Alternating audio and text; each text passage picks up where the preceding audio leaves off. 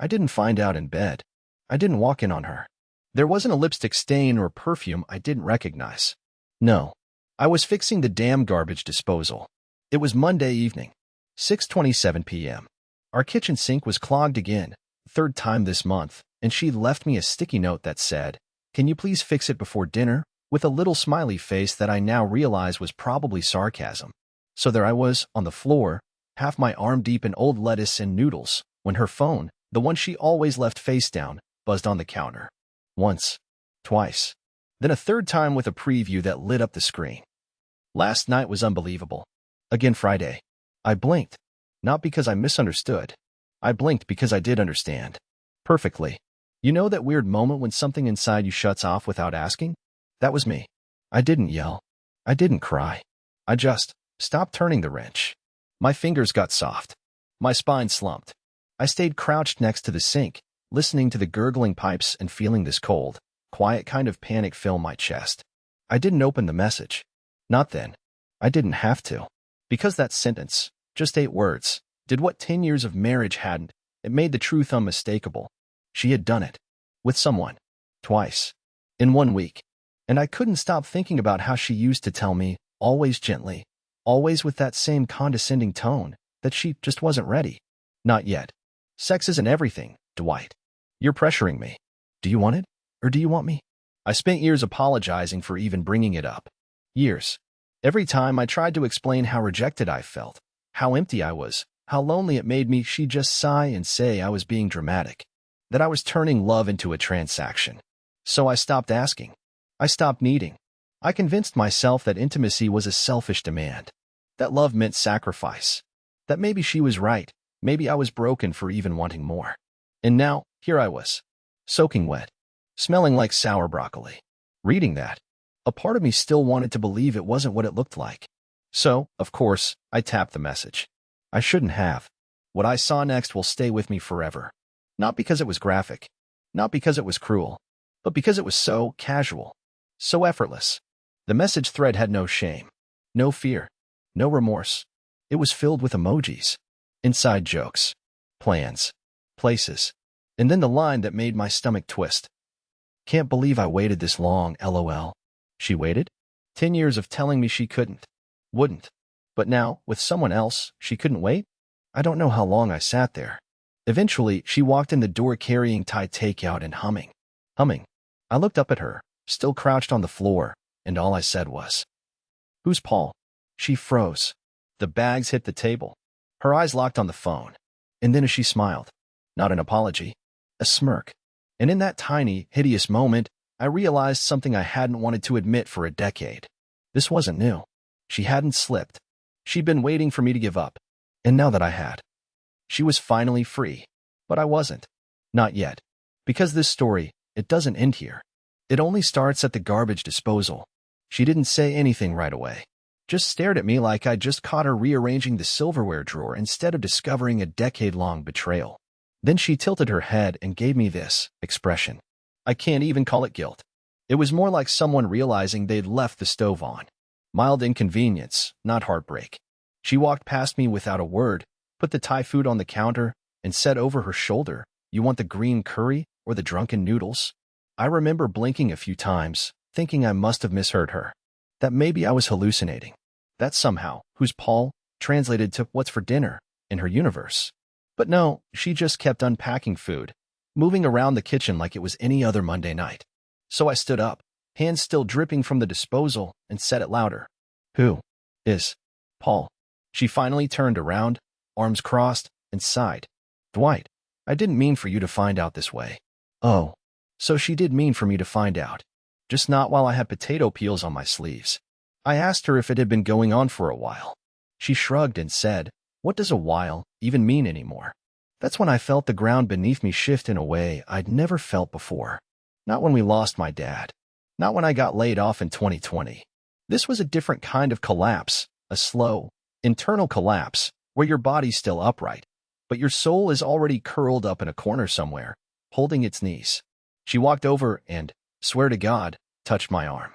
Lightly, as if I'd just gotten bad news about a dentist appointment. "I didn't do this to hurt you," she said. "I just stopped pretending I was someone I'm not." Stop pretending? That's what she called a marriage. Pretending? I asked the next question knowing I wouldn't survive the answer. Was it just once? And she laughed. Not loud. Just this soft, exhale kind of laugh that said, "Oh, Dwight, sweet, naive Dwight." "No," she said. "Not just once. That wouldn't be fair to anyone." Fair. She used the word fair. 10 years of begging for intimacy. Of swallowing my needs so she wouldn't feel pressured. Of buying books, scheduling therapy, blaming myself. Of feeling like less of a man because I couldn't even get my own wife to want me, and she said fair. I asked her how many times. She didn't answer. She didn't have to. She pulled out her phone, tapped a few times, and then, without flinching, turned it around. There were photos. Not explicit, not enough to get anyone banned, but enough to kill something inside me. Her in a mirror, smiling in a red dress I never saw before. Her holding a wine glass next to a man who looked like he did push-ups for breakfast. A close-up of her hand resting on his chest. His chest. Not mine. "I didn't take those to hurt you," she said again, almost annoyed now. "They were for me. Proof that I could be wanted." I looked at her. Really looked at her. And I realized she'd never been confused. She hadn't been emotionally stunted or healing from some dark trauma she wouldn't share. She just didn't want me. For 10 years, she said no, not because she couldn't, but because she wouldn't. Not to me. And now, twice in 1 week, twice she had said yes. With enthusiasm. With energy. With effort. All the things I begged for, dreamt of, waited on like some pitiful, loyal puppy. And the worst part? She looked relieved. Like a burden had been lifted. Like now that I knew, she could finally breathe. That night, I didn't yell. I didn't cry. I didn't throw things or storm out. I just sat down on the floor. Right there in the kitchen. Back against the cabinet. Hands on my lap. Eyes on the tile. I think a part of me hoped she'd sit next to me. Apologize. Say she made a mistake. Touch my shoulder and tell me I was still her person. She didn't. She stepped over me on the way to the living room and turned on the TV. And that's when I knew. This wasn't a one-time betrayal. This was who she had always been. And I was just the guy who took 10 years to notice. The next morning felt wrong. Not in a dramatic, post-apocalyptic kind of way, but in that weird, quiet, eerie sense like when you come home and your furniture's been slightly rearranged. Like the world looks the same but isn't.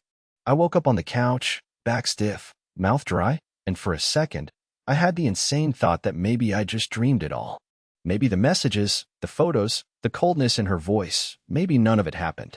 But then I sat up and saw the sticky note on the fridge. Left early, training downtown.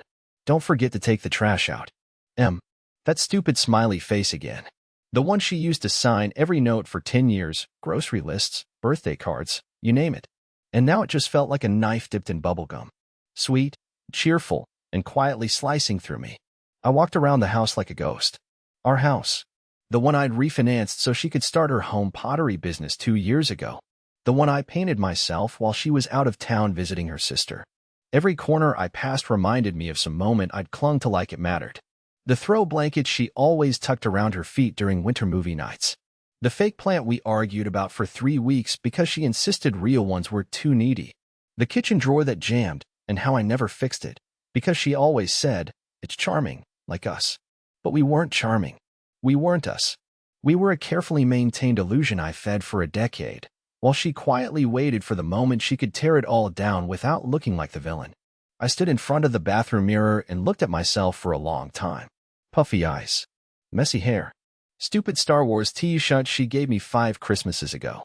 I looked like the walking definition of he never saw it coming. Because I really didn't. Not once. Not in 10 years did I believe she'd do something like this. Not because she was incapable, but because I thought she just didn't care enough to. That was the cruelest part. She didn't have to cheat because I never pressured her. She didn't have to lie because I never demanded the truth. She didn't even have to sneak around because I had trained myself to look away, to accept crumbs, to call silence, peace, and distance maturity. I made breakfast out of habit. 2 eggs, toast, 1 cup of coffee with cinnamon, just the way she liked it. I caught myself setting her mug on the table before realizing she wasn't there. Not really. Maybe hadn't been for years. But here's where things took a turn. Right before I left for work, I opened the front door to take out the trash, and there he was. Paul. I didn't even recognize him at first. I mean, I had no mental image. He could have been anyone. But he stood there, in a tight blue sports jacket, holding a folder and looking surprised to see me.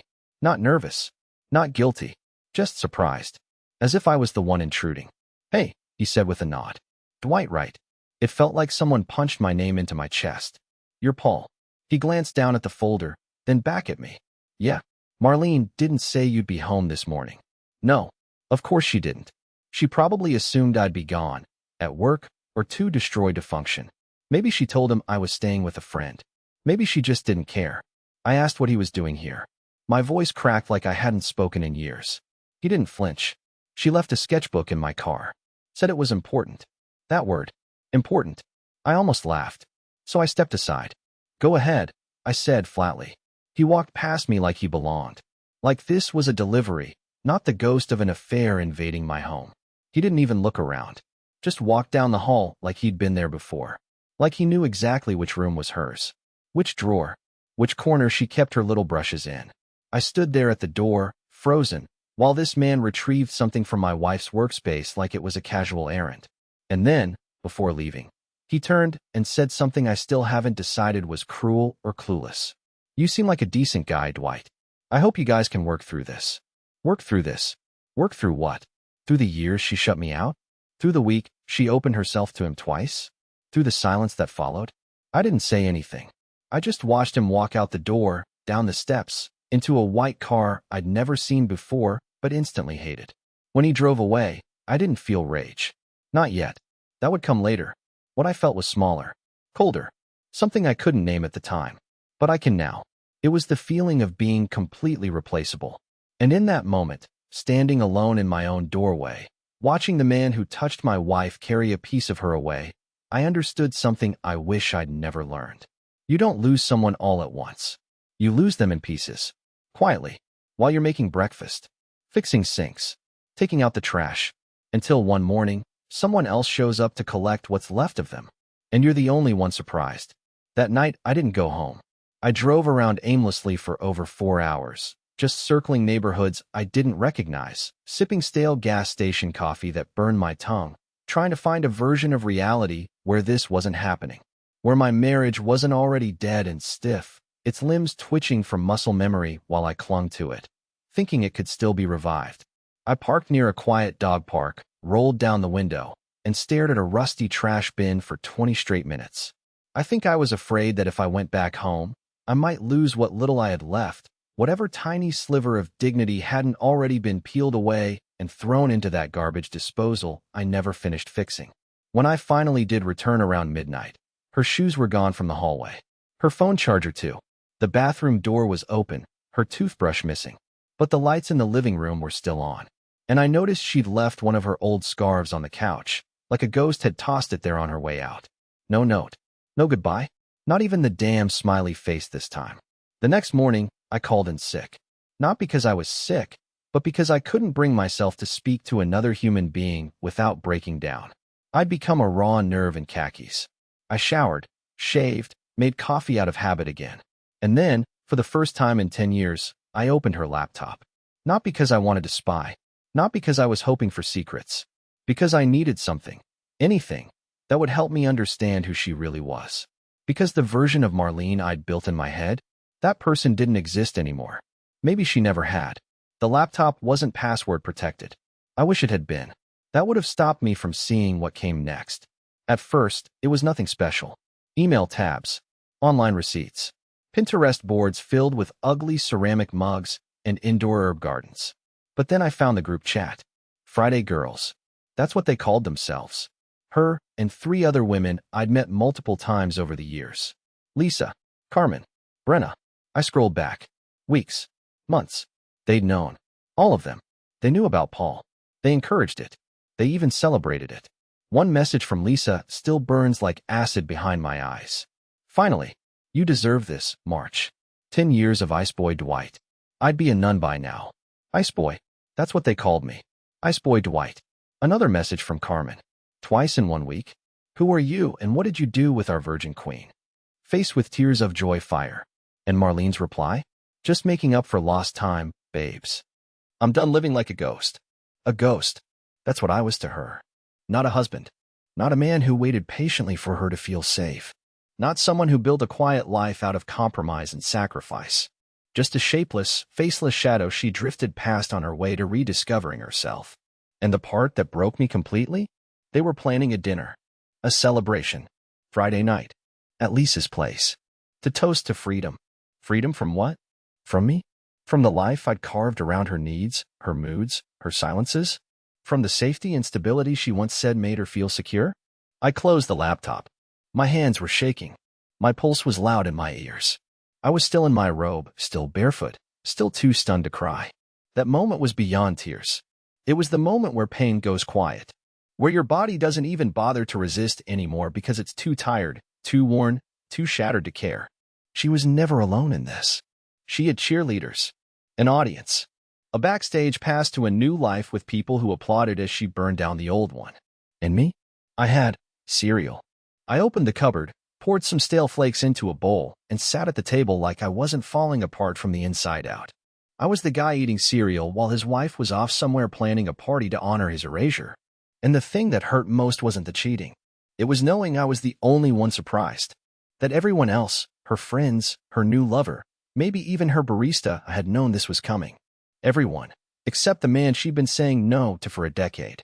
And for the first time since it all started, I asked myself something I'd never dared to before. Was I really ever her husband? Or just a placeholder she used to fill the silence until something better came along? By Thursday, something inside me had changed. Not healed, not even close. But hardened. Not in the proud, triumphant way you see in movies where the guy stands tall and takes his power back. No, it was more like a quiet resignation. A flickering light shutting itself off. I wasn't angry. I wasn't sad. I just felt like I didn't exist anymore. And when you don't exist, nothing really hurts the same way. Not even what came next. I stayed off social media most of that week. I couldn't bring myself to scroll past the perfectly filtered versions of other people's lives while mine sat like spoiled food rotting in the dark. But late Thursday night, after I couldn't sleep for the third night in a row, I broke. I opened Marlene's profile, something I hadn't done in years, honestly. We weren't a post-everything couple. But apparently, she was now. There it was. A new photo.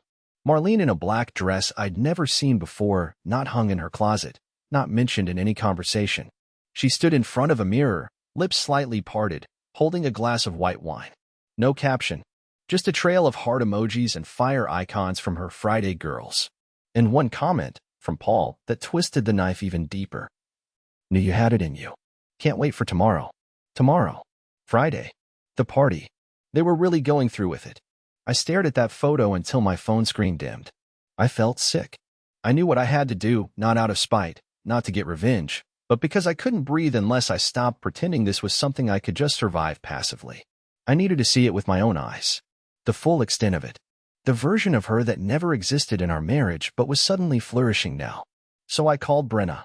Marlene had never deleted her number from our landline contact list. Yes, we still had a landline like dinosaurs, and I knew Brenna had once liked me more than the others. We chatted awkwardly during dinner parties. She even sent me a birthday card once with a dumb cartoon cat on it. So I called her. She answered on the third ring. Her voice dropped the second she realized who it was. Dwight. I told her I wasn't calling to yell or accuse. I just wanted to know if she thought Marlene was really happy now. There was a pause. Then she said, she thinks she is. That was all I needed. The next night, I parked 2 blocks away from Lisa's place. I didn't walk up right away. I just sat in the car for 15 minutes, staring at the porch lights glowing through the trees like it was some forbidden temple. I had no plan, no script, but something told me I wouldn't need one. At 8:40 p.m., I walked up the driveway. The house buzzed with voices and music. Laughter spilled through the open windows. I knocked twice. When no one came, I let myself in. It was that kind of neighborhood, doors unlocked, people trusting. That felt like a joke now. Inside, I saw them immediately. All 4 of them. Marlene, Lisa, Carmen, and Brenna, standing around a marble kitchen island holding glasses of rose and laughing like teenagers. And then I saw Paul. He was sitting on the couch in the next room, leaned back, legs crossed, grinning like he'd won something. Marlene noticed me first. Her expression didn't shift the way I expected. There was no panic. No guilt. Just a startled flicker, like someone who forgot they left the oven on. Then came the smirk. Dwight, she said, you're not supposed to be here. I stepped inside slowly, scanning the room. Lisa folded her arms, instantly hostile. Carmen whispered something to Brenna, who avoided my gaze. But I kept my eyes on Marlene. On her dress. On her new lipstick. On the tiny diamond necklace I had given her for our 6th anniversary, the one she said felt too dressy to ever wear. I didn't raise my voice. I didn't throw a fit. I just asked her one question. Was I ever anything to you, Marlene? Or just background noise? That cracked her armor, just slightly. She looked away for a second, and for the briefest moment, I thought I saw shame. But then she smiled again, smaller this time. You were safe, she said. That's what I needed. Until I didn't. Until she didn't. I nodded slowly, then turned to Paul. Did you know she told me she wasn't ready for intimacy? For 10 years. He raised his eyebrows like it was mildly interesting trivia. She said you didn't push her. That you were okay with it. I wasn't, I said. I just didn't think love meant pressure. The room was dead silent. And then, as I turned to leave, Marlene said something that will haunt me until the day I die. You made it easy, Dwight. That's the problem. You made it too easy to walk all over you. There it was. The final humiliation. Not the cheating. Not the party. Not the laughter I wasn't part of. But the realization that she never loved me for who I was. She loved me because I didn't fight back. And now, finally, I had. I walked out the door, back into the night, and for the first time in 10 years, I didn't look back. But I had no idea what would be waiting for me the next morning. Because as much as I thought this was the end, the real storm hadn't even started yet. I thought I had closed the book on Marlene the moment I walked out of that house. I felt like I had just buried something that had been decaying for years. There was no dramatic finish, no fireworks or grand goodbye. Just a quiet exit from a party I was never really invited to. And still, I was foolish enough to believe the worst was behind me. That was until I got a phone call the next morning, one I never expected. It was from Diane, Marlene's sister. Now, for context, Diane and I had never been close. She always struck me as the type who kept her emotions duct-taped behind a wall of sarcasm. But she tolerated me, and I tolerated her, and for 10 years we smiled politely across dinner tables. So when her name flashed across my phone at 7:23 a.m., I almost didn't pick up. But something told me I should. When I answered, there was silence. Not the casual kind. Not the bad reception kind. It was heavy, brittle silence. I said her name twice before she finally breathed out. Dwight. I'm so sorry. Her voice cracked.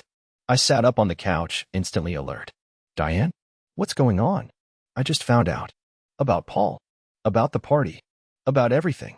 She never told me she was seeing someone. I said nothing. She continued, voice trembling. She told me you two were working things out. That you had some communication things to fix but were solid. I thought you were doing better than ever. That hit me harder than I expected. Because for all Marlene's lies and betrayals, hearing how she'd even lied to her own sister made something in me twitch. Not in anger this time, but in cold, tired disbelief. The woman I married had built a house of lies so complete that even her own family didn't know what room they were standing in. She left, I said. She left with a guy she'd known for a few weeks. A guy she told me didn't matter. A guy she invited into our lives like it was normal. And that's when Diane said something that blew the bottom out of my world. She's done this before, Dwight. I froze. What? She sighed. Not like this. Not so open. But back in college, before she met you, there were 3 different guys. She'd get close, build them up, make them feel safe, and then when they were fully invested, she'd just vanish. Cold turkey. I thought she'd grown out of it. I thought you were the one who helped her settle. I really believed that. I didn't know what to say. I wasn't angry at Diane. She wasn't trying to hurt me. If anything, her voice was soaked in guilt. Guilt for not warning me, for not putting the pieces together sooner. But all I could do was stare out the window, trying to remember if there had ever been signs I missed. Moments she hinted at this pattern, and I was just too desperate to notice. She's not evil, Diane added quickly. She's just afraid of being bored. Afraid of being seen. You were too safe. That's what probably scared her. Too safe. That word again.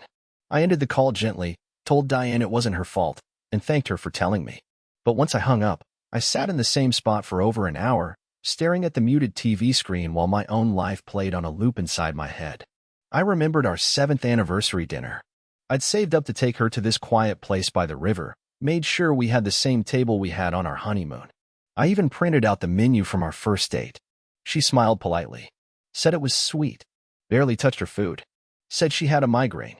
Went to bed early. I thought maybe I'd overdone it. Now I wonder if she'd already moved on inside her head.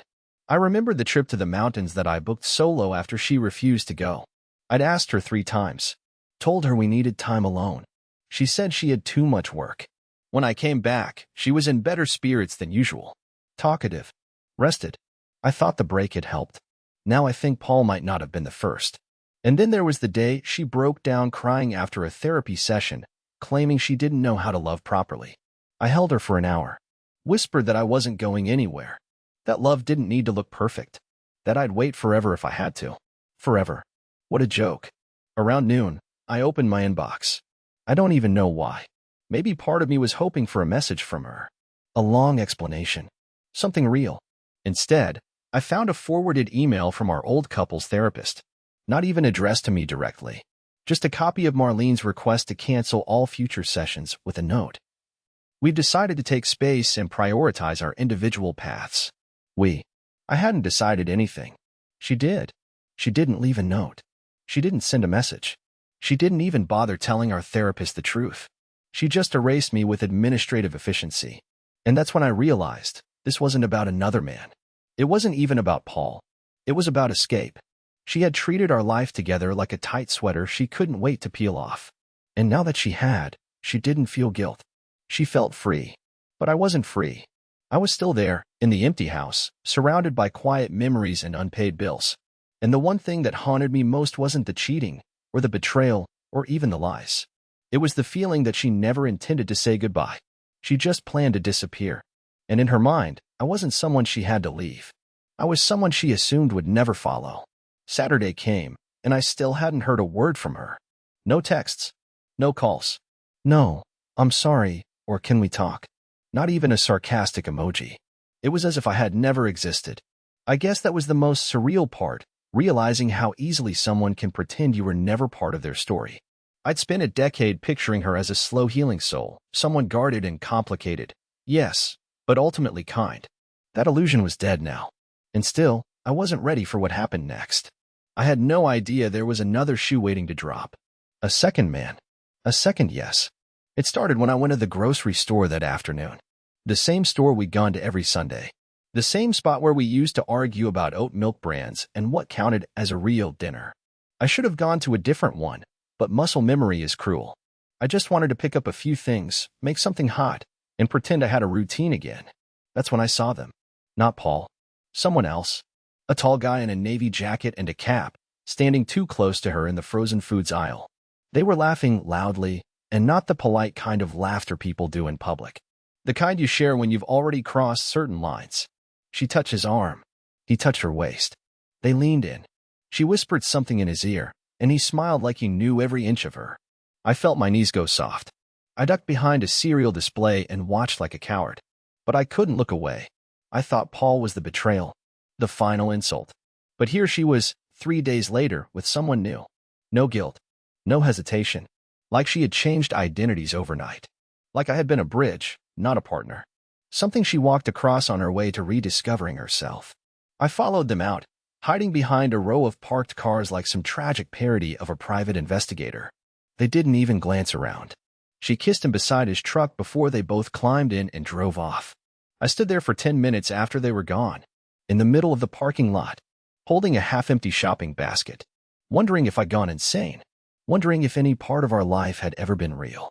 She had told me no for 10 years, said she wasn't ready, said she needed more time, said she couldn't open up that way, said she didn't feel safe. I'd believed her.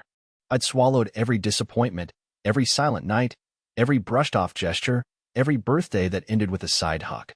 I'd rewritten what love meant just to stay in the same house as her. And now she had said yes. Again. Just like that. I went home and did something I never thought I'd do. I searched her email. I didn't want to violate her privacy. I wanted answers. Truth. Anything solid in a sea of shifting lies. And there it was, right in her inbox, hidden under a generic subject line that said, follow-up session notes. I clicked it open. It wasn't from Paul. It was from a man named Micah. Micah Fields. A name I had never heard in my life.